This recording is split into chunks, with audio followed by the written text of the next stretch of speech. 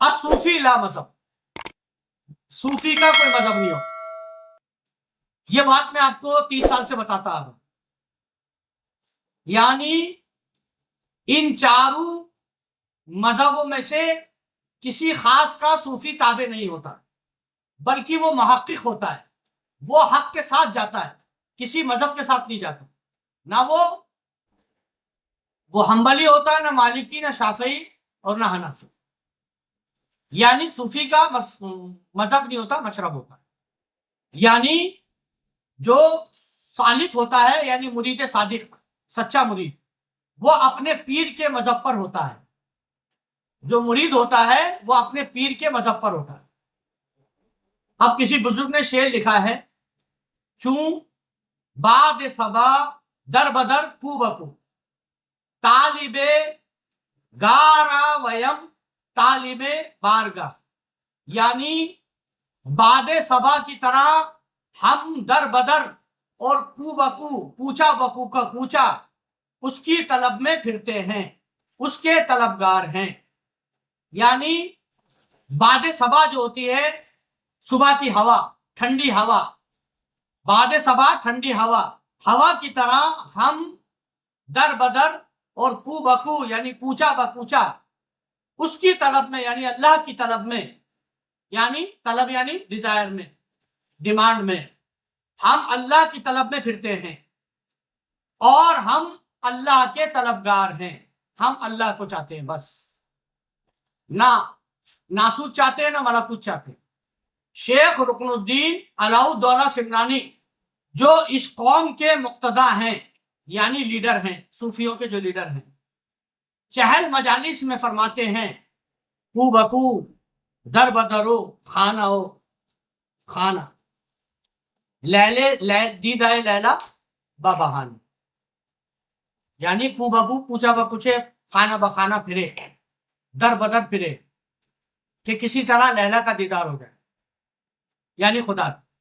علاؤ الدولہ سمنانی چہل مجالس میں فرماتے ہیں کہ اہل سنت والجماعت کی تقلید بڑی چیز ہے، مگر یہ حضرات سب اس بات پر متفق ہیں کہ ہر شخص کا اعتقاد اس طرح ہونا چاہیے کہ اپنے امام کے مذہب کو اچھا سمجھے، لیکن متحمل خطا، یعنی ممکن ہے کہ اس میں خطا ہو.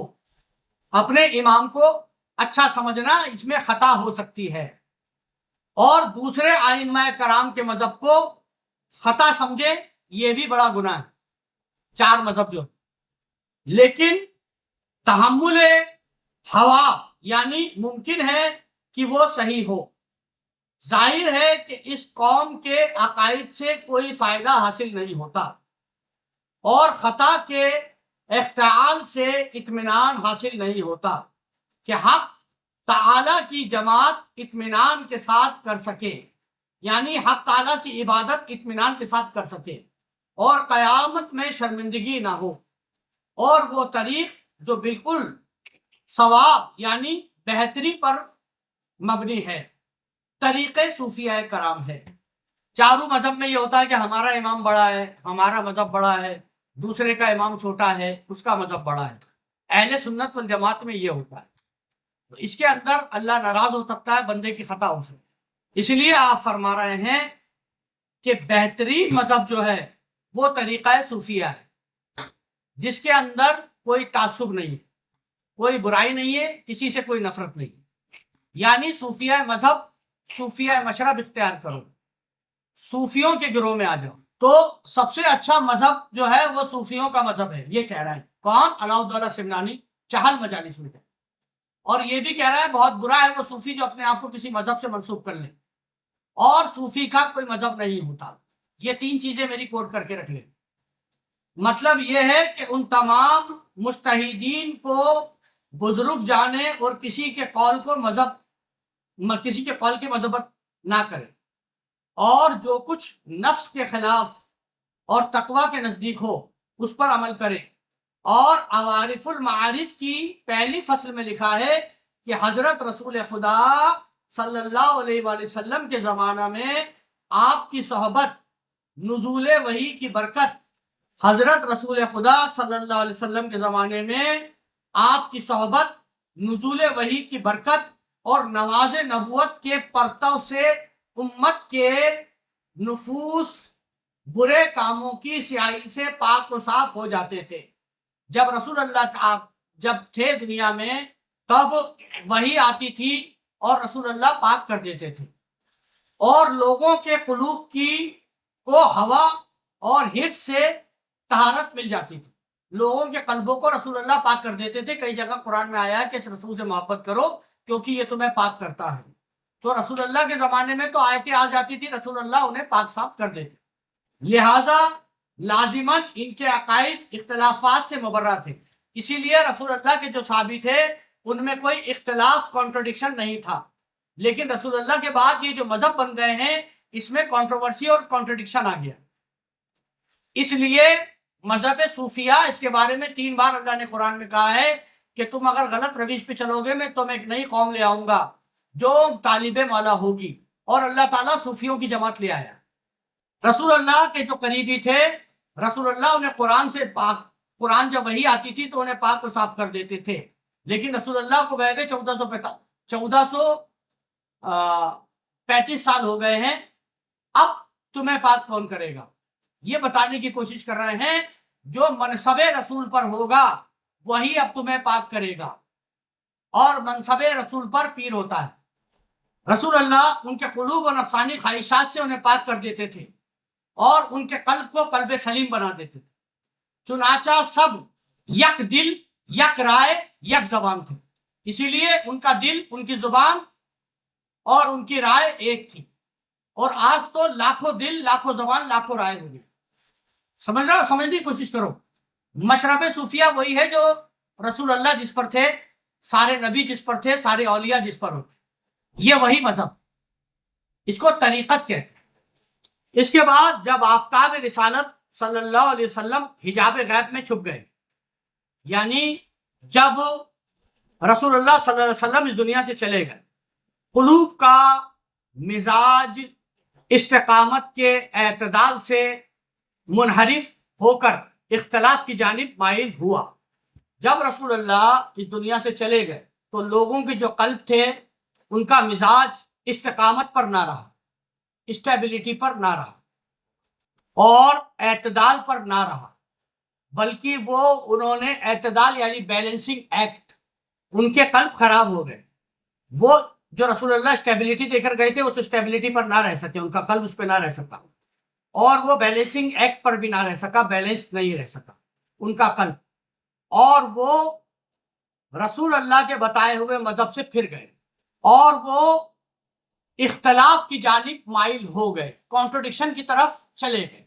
رسول اللہ کی آنکھ بند ہوتے ہی آپ کی میت کو ابھی دفنایا بھی نہیں گیا تھا کہ اختلاف شروع ہو گیا۔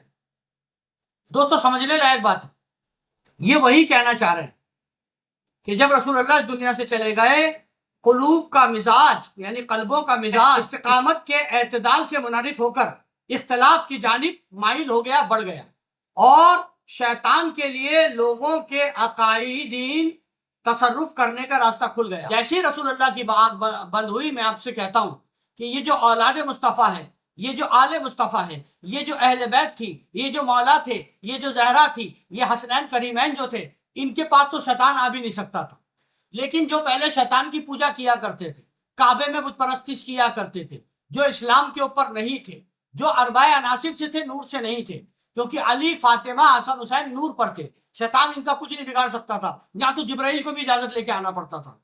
اب وہ لوگ جو اربع عناصر سے بنے تھے، جو پہلے سے ہی شیطان کے گروہ میں تھے، رسول اللہ انہیں اسلام میں لے کر آئے تھے، ان کے بارے میں کہہ رہے ہیں کہ جیسی رسول اللہ کی آنکھ بند ہوئی، ان کا مزاج استقامت کے اعتدال سے منحرف ہو کر اختلاف کی جانب بڑھ گیا، مائل ہوا، اور شیطان کے لیے لوگوں کے عقائدین تصور کرنے کا راستہ کھل گیا۔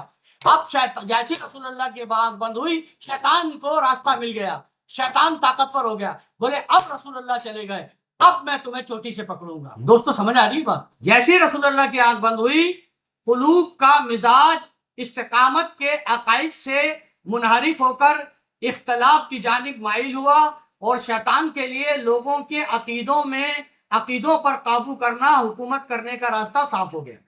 عہد رسالت کے بعد، رسول اللہ کے بعد، نور عصمت حجاب میں چلا گیا۔ رسول اللہ کے بعد نور عصمت حجاب میں چلا گیا، اور ہر روز قلوب کار حجاب دنیا کی طرف بڑھتا گیا۔ لوگوں کا دل جو ہے وہ حرص اور ہوا اور دنیا کی طرف بڑھتا گیا، اور زیادہ اختلاف رونما ہوتا گیا، اور زیادہ کانٹرڈکشن، اختلاف یعنی تو رسول اللہ کی آنکھ بند ہوتی، شیطان نے خط پہ قبضہ کر لیا، اس کو راستہ مل گیا اندر آنے کا، تو کیا ہو گیا؟ جیسی بعد رسالت صلی اللہ علیہ وسلم نور عصمت حجاب میں چلا گیا، اور ہر روز قلوب الرجال دنیا کی طرف بڑھتا گیا، اور زیادہ اختلاف رونما ہوتا گیا، حتیٰ کہ ہمارا زمانہ آ گیا۔ وہ چلتے چلتے چلتے چلتے ہمارا زمانہ آ گیا۔